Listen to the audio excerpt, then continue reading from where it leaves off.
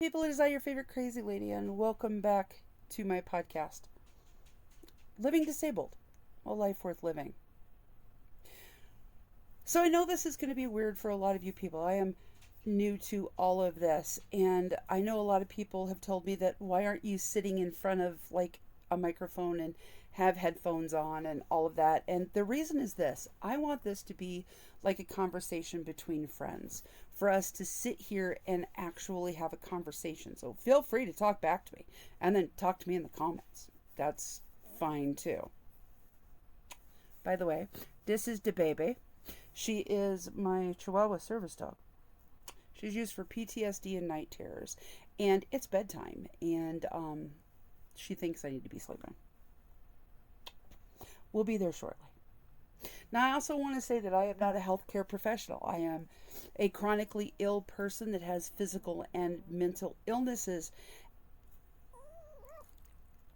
And by no means am I offering you any kind of medical advice.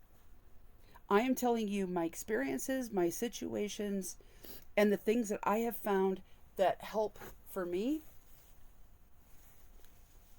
and have made my life either easier, better, or worse. Because it's not going to be all, candy bars and roses over here. We're going to talk about difficult subjects at times. So, while I am well educated, I am well experienced, I don't know everything. Seriously, I don't. So do your own research, listen to my stories, take what advice you think is going to help you, but by no means whatsoever am I giving you any kind of medical advice. I believe that therapy is instrumental in getting better, and that you need to be seeing your healthcare professionals on a regular basis. Okay, that being said, what are we going to talk about today? I want to talk about agoraphobia because it's one of the things that I've been talking with people in my agoraphobia groups online about a lot lately. And I had someone in my group ask me if I could actually do this podcast. And now, this podcast is actually going to be broken up into different sections, into different episodes, because there's a lot to unpack. So one of the biggest things that we hear all the time is, how do I get better? How do you cure yourself from agoraphobia? And unfortunately, the truth is this: you cannot cure yourself. There is no cure for agoraphobia. I personally like to equate agoraphobia to cancer, because like cancer, it can come out of seemingly out of nowhere. It can be devastating. It can change your entire life. It can change everything about who you are, and what you are able to do. Now, you can go through treatments, and you can go through therapies, and you can go through things that will make it better. Things that will make it so that you handle your symptoms better. You handle your disease better, so that your disease can go into remission. I consider myself to be recovering agoraphobic. And the reason why I say recovering is because, like cancer that goes into remission, it can come back. There are situations and things that can happen that you think your life is great now and everything is wonderful, and suddenly, bam, it's back, and it's back with a vengeance. It's back like it was when you couldn't leave your home at all and you were non-functioning.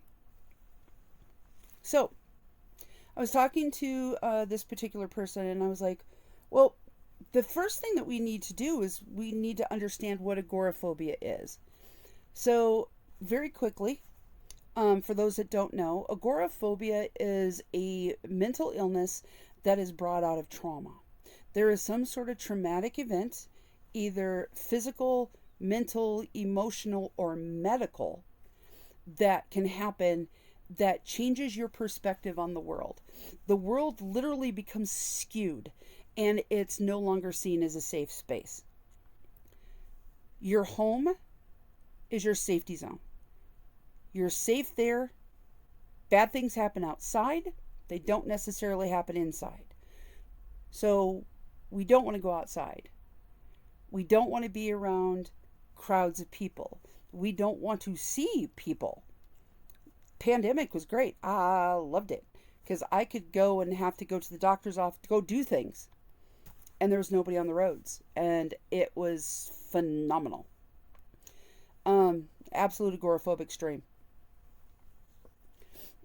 But we don't want to be around people. We don't want to be in loud, crowded places. We don't want to be, in large, open places either, because that is vulnerability. It's the fear of the unknown that causes agoraphobia. So you want to create these shields to where you feel like you're encapsulated and that you are safe, and that is within the home.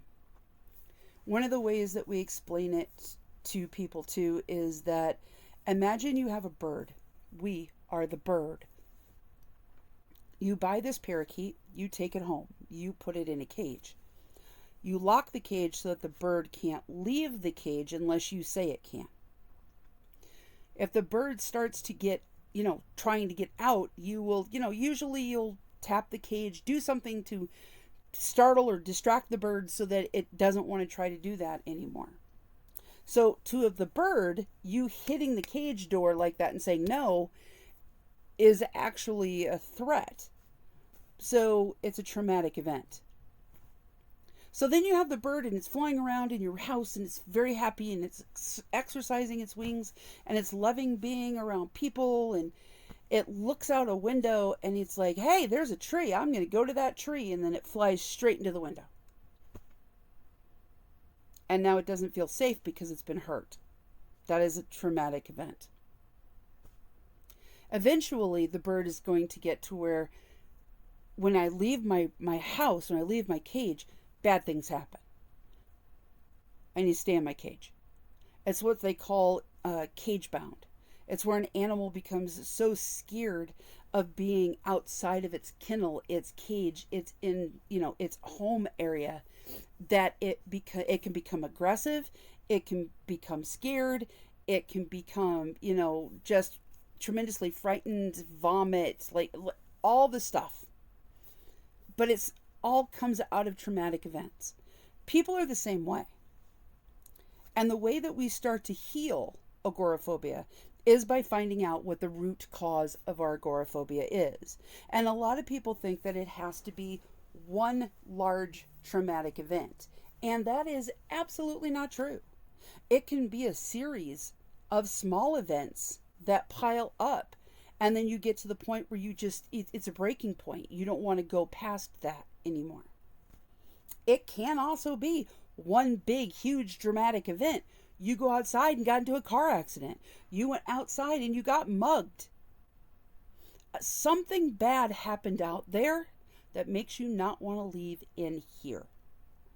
And it comes down to basically figuring out what that is, working through that trauma, and getting through it.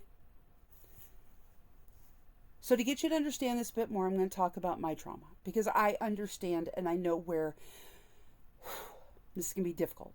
My agoraphobia stems from. Now on my other channel, My Unexpected Life, How Did We Get Here? A cautionary tale. I talk about the abuse and every aspect of my life. The good and the baddie. The baddie? The good and the bad. The medical trauma. The triumphs. The awards that I've won. Being a human rights activist. Being a 3-time kidnapping and attempted murder survivor. Having my child beaten out of me. That's all discussed primarily on that platform. So we're going to talk a little bit about it today, but we're not going to get into really big details. Now, when I was born, I was sick. My mother found out that she was pregnant with me when she found out she had breast cancer. And they gave her a choice. Have the child and have breast cancer, and get treatment after, or abort the child and go through treatment. Because they would not give her treatment while she was pregnant. Even in the 60s, they wouldn't do that shit. My mom decided that because she was already a few months along, 2 months, I think she was like 2 months along, but she would have been able to have a medically done abortion because of the severity of her condition. She decided to keep me, and I always told her that all of my medical problems were her fault. Jokingly, of course. I love and adored my mother. She was my best friend my entire life until she died. Anyway, I always teased her that she cooked me in a bad oven. I was put in a bad crock pot. My crock pot was faulty. And to a point, that's true. I have a lot of medical conditions that have come out of that. So I was always sick. And at 5 years old, I had been, just after I had started school, I was hospitalized for a long period again, and I mean months. And I remember being with my parents and having the doctor say, "Oh, excuse me. Enjoy her while you can, because you're not going to have her long. She probably will not live to 18. They said this in front of me. And I can still remember what the doctor looked like, what he was wearing, what the doctor's office smelt like that day, and the conversation that we had with the nurse and the nutritionist that day, because they put me on what is now considered the keto diet, because it's high fat, high protein. It helps repair your brain. If you're on the keto diet, by the way, you need to understand why you can't be on that for long periods of time. It can actually damage your body. That's a whole nother conversation. I have a lot to say about that. Growing up, I was severely bullied. I was assaulted by a family member. We will get into that on my other channel. It was horrific. But you have to understand something about especially Gen Zs. Gen X. Oh my God, I am tired. I probably should not be making this video right now. But I'm going to finish. Us Gen Xers. I am actually what's considered the Joneses generation. It's that cusp generation. We don't see anything that we went through as kids as trauma. All we see it as is the shit that happened to us. That's all we see. We don't see anything else. So growing up, I never thought of any of this as trauma. So I did not respond to it as if it was trauma. It was just the shit that happened. And then I grew up. And I was doing better. I grew up and my mom and I were like, let's open up a business together after high school. And we did. And that's where I met my husband. I had a lot of trauma from my husband because he was a very abusive man, and we're not going to get into it. But so far, I have had medical trauma, being bullied, countless physical abuse. And then we get into my whole husband who kidnapped me twice and tried to kill me twice. But still, I had no problem going out in public. I didn't equate those things in my head to the world is an unsafe place. They were just things that happened. But all of that stuff piles. It's just piling up over and over and over again. I actually became a public speaker, and I have talked to arenas full of people. I have literally stood up in a crowd of like 5,000, 8,000 people and given talks and lectures. I taught at 2 colleges. I had no problem. None. I was a human rights activist. I've talked to governors, senators, and congressmen on 3 different state capitals. So, how do you go from being that outgoing, charismatic person to being the person that I am now? It's little things that piled for me.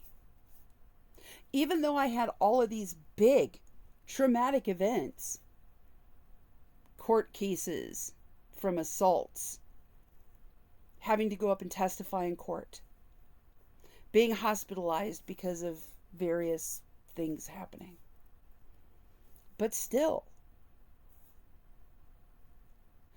for me, it came down to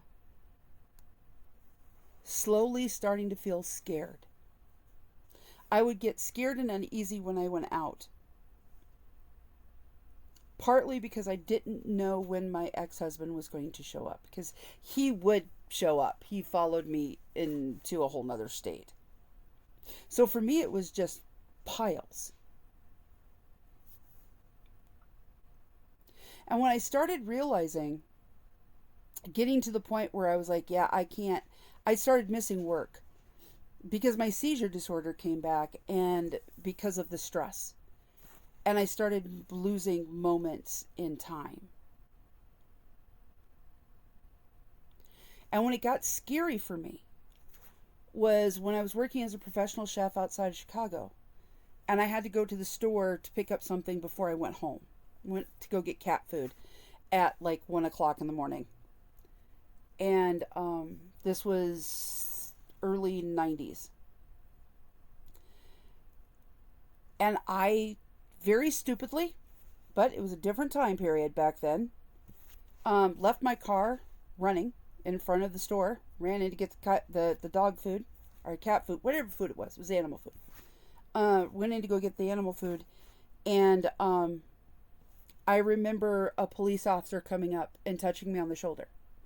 And I turned around and scared the crap out of me. And I was like, what the hell? And he goes, ma'am, are you okay? What are you talking about? You have been standing here for like 10 minutes. Your car is running outside with your keys in it. What were you thinking? I was like, dude, I just ran in here. They took me back to they turned off my car, took the keys out of the car. They took me to the office and they showed me the surveillance video. And I literally, in my chef's coat, the whole bit, to a store that I had to go to on a regular basis for work. And I went in there and I stood in front of the animal food and I had a seizure. And I completely blacked out. I didn't move. I didn't twitch. I did nothing. It's not the kind of seizures I have. And I got scared. Because what happens if I'm doing that and I'm driving? What happens if I'm doing that and I am cooking?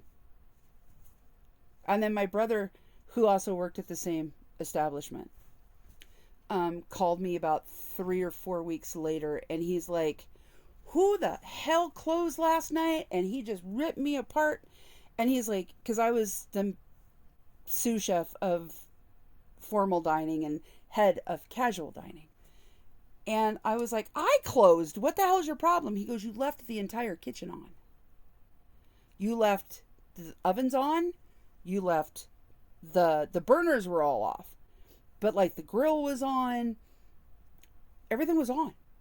He goes, it's literally like you just walked out the back door, locked it, and left. And I started getting scared. Because I'm like, something is wrong. And that's where my key agoraphobia moments started. That's when it started building for me. And it took me years, and I mean years, to figure out that this was where I started to fall apart. Because up until then, I will tell you, I had it all together. I had the world by the bull by the horns. I was good. I was so glad that I didn't die by the time I was 18, that I did all of these miraculous things that most people wouldn't have thought of doing, because of the fact that I was so happy just to be alive. But at the same time, not realizing that all of the trauma, all of the abuse, all of the stuff that I had been subjected to was slowly piling up and making my mental health horrible. Because we didn't talk about mental health back then. I actually went to the doctor after these two incidences with work, and I talked to a psychiatrist for 3 minutes. Literally walked in. He asked me what my name was. He said, I have a police report and I have a report from your work stating that you're having these problems. Do you hear voices? No, I do not hear voices. Do you have this? Do you have that? 3 minutes. He diagnosed me with schizophrenia. Gave me some heavy-duty medications and sent me on my way. And told me that I needed therapy to understand what was now wrong with me.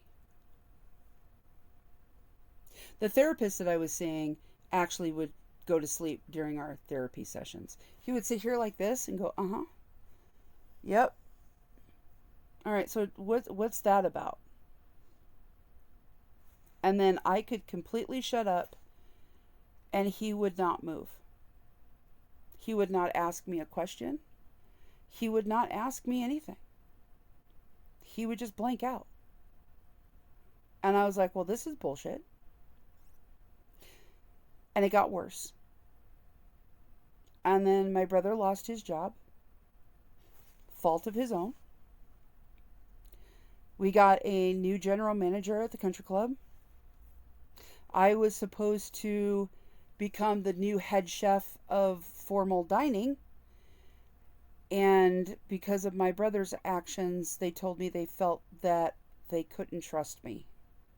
Even though I had never done anything to give them a reason not to. And I didn't get the position.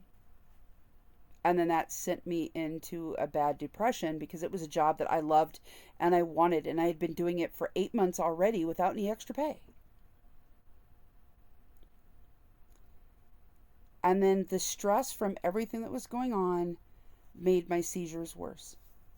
And the more little instances that I was having, the more I didn't understand what was going on, because these were not like what I had when I was a kid. These were completely different. I got to the point where I couldn't go to work. I would have a panic attack every time I would start to go to work. And then they gave my job to someone fresh out of culinary school for 4 times the amount of money that they were paying me. And there's a whole history behind all of that. The man that I was seeing at the time and was living with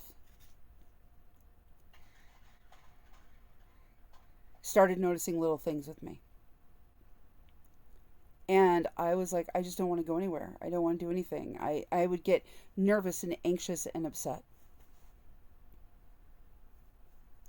So I talked to my parents and I was like, I can't work anymore. I don't know what to do. I need medical help.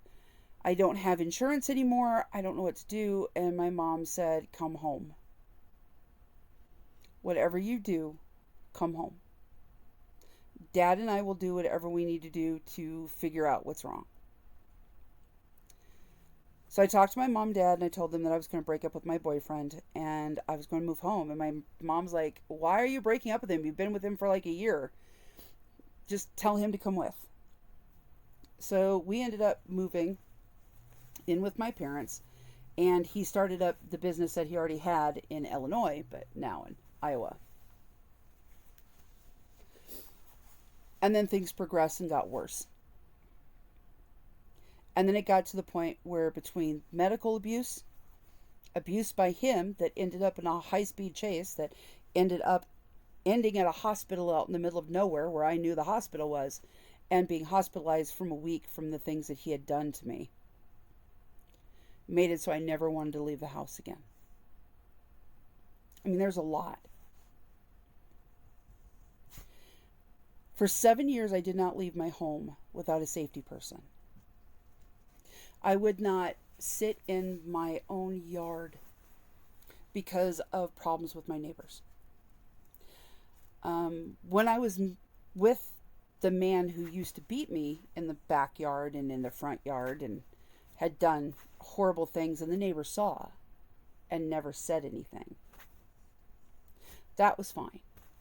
There was no problem in the town that we lived when I was being abused by a man.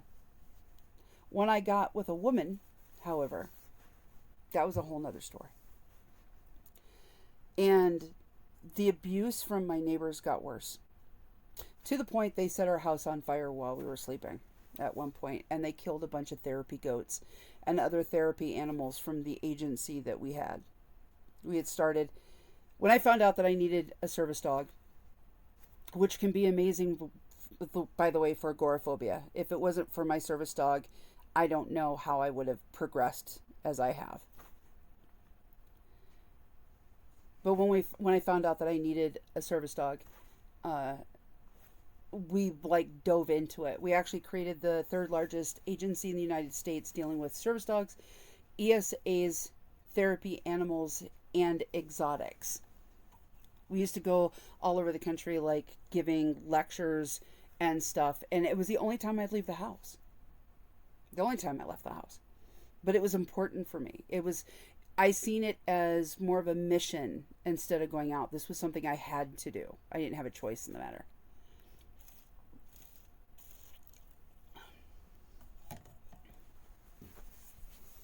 But my life changed. I got to where I lost almost every friend that I had. And the internet thing wasn't real big back then. It was just Yahoo groups were just chat rooms were just really starting. And it made it difficult. And I started seeing, I got a court-ordered therapist due to the going to court and testifying against my ex. The judge told me that, I'm not going to get into the story, but the judge told me that she felt that most women in domestic violence situations would not go out and get therapy on their own. So she court ordered me to 6 months of therapy, being a witness. And I'm grateful to her for it because I learned a lot. Learned a lot about myself and how important therapy can be to getting better. And after years of learning different techniques and different things that I could do to help my situation, I started getting better. Getting my service dog was absolutely instrumental in my recovery in agoraphobia, because I could go outside and feel safe. I could go into my own yard and feel safe. I could go to town and feel safe. My first service dog was a small dog, about 15 pounds. Sparky. She was an absolute joy. My second service dog, however, oh, don't cry. I cry every time I talk about her. Because my service dog, Harley, was attacked. And although she lived for 5 years after the attack, she finally succumbed to what happened to her. She was a Doberman Pinscher. And I didn't get her because she was an aggressive breed. I got her because I love Dobies. And I found a guy that was giving one away that was a year old because his wife didn't want this, big dog in her house anymore. And we had a 150-acre ranch. And I'm like, yeah, she can come sit on our ranch. So I went and picked her up while my wife was out of town. And the first 4 days we had her was amazing for me. I just got to spend time with her and bond with her. And then we had another traumatic event happen where I had somebody try to drag me off into the desert, and she stopped it. That's a story for another time. After that, I knew I could feel safe with her, no matter what. She went with me everywhere, to the movies, to the doctors, to the library, to the grocery store. She went everywhere with me. But she gave me that sense of security and feeling safe.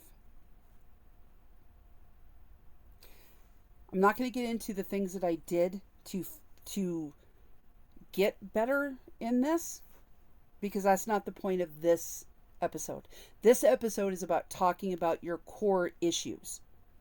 Finding out what your core issues are, working on them, and getting better. Because if you don't know what your core issues are, you cannot get better.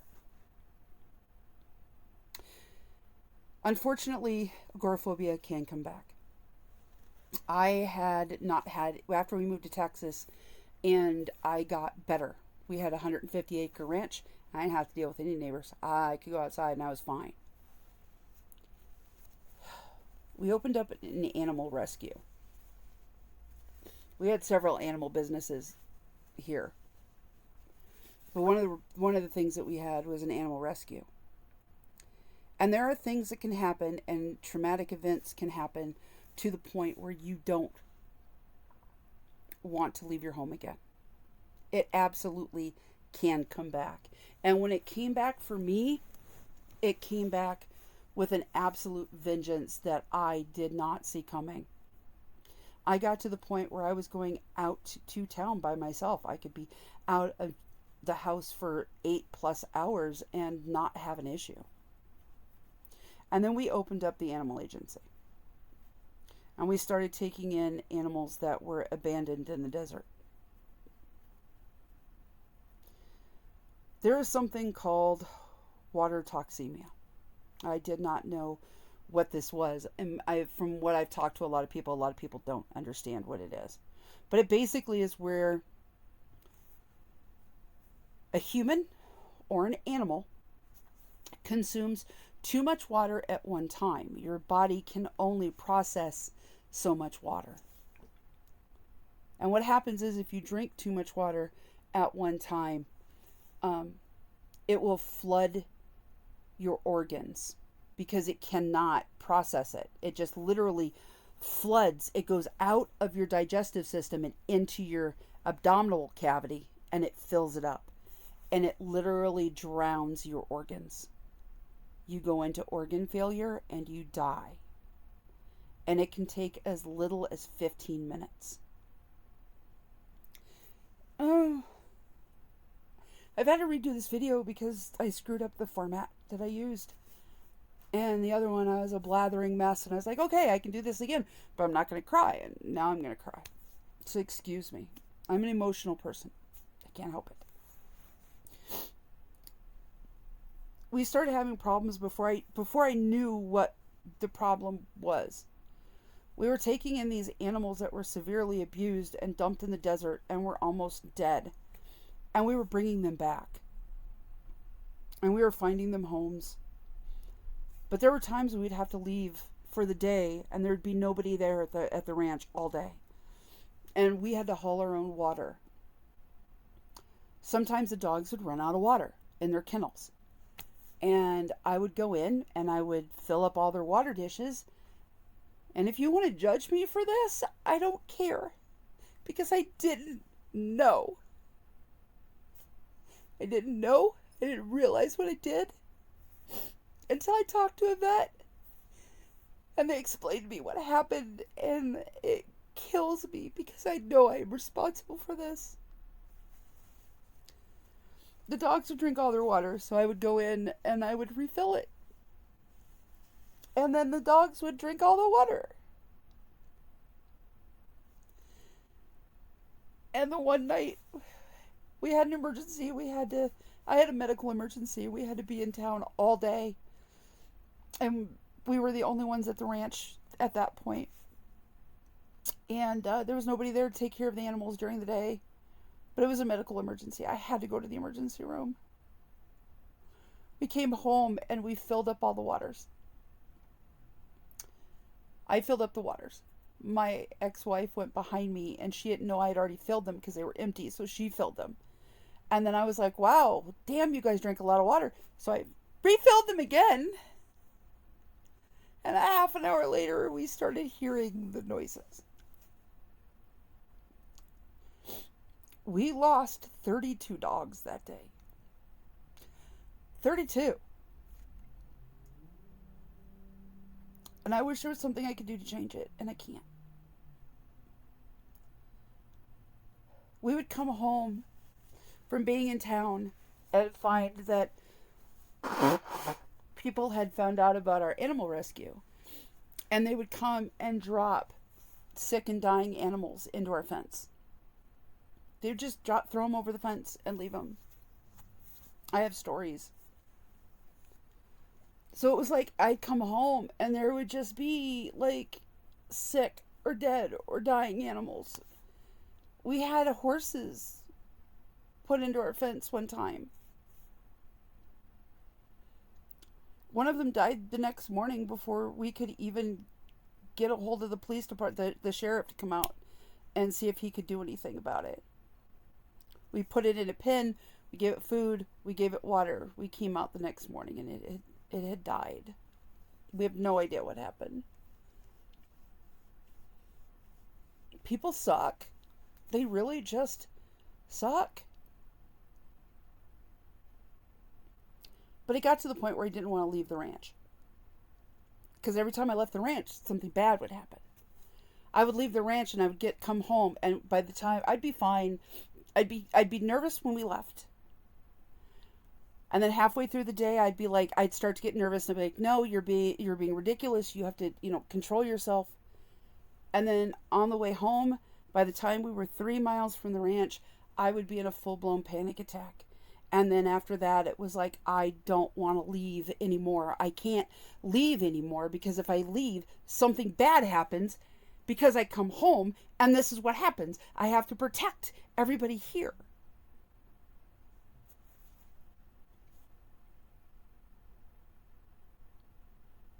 We would come home to our goats being stolen. Our pigs being, somebody slaughter them and take what they wanted and leave the carcasses behind. It was horrible.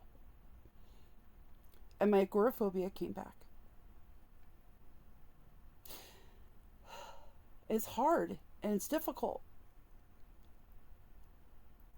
And it took a lot of work because you're back at part one. You're back at that first fucking step where you don't understand what's going on.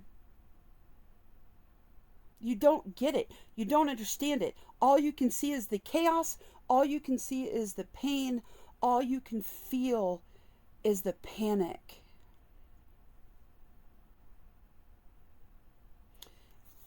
And it comes back.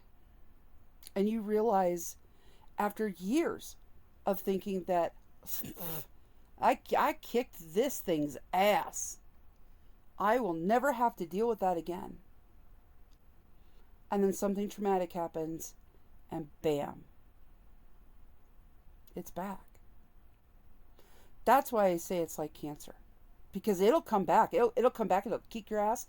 It will not. At that point, it is when you've been through it and you have got yourself healed and you're moving on, or you're healing and you're moving on and you're progressing and you're doing better and you're finding the skills that you need to get better, and then without notice something happens and the traumatic response flips that switch and you are at step one all over again.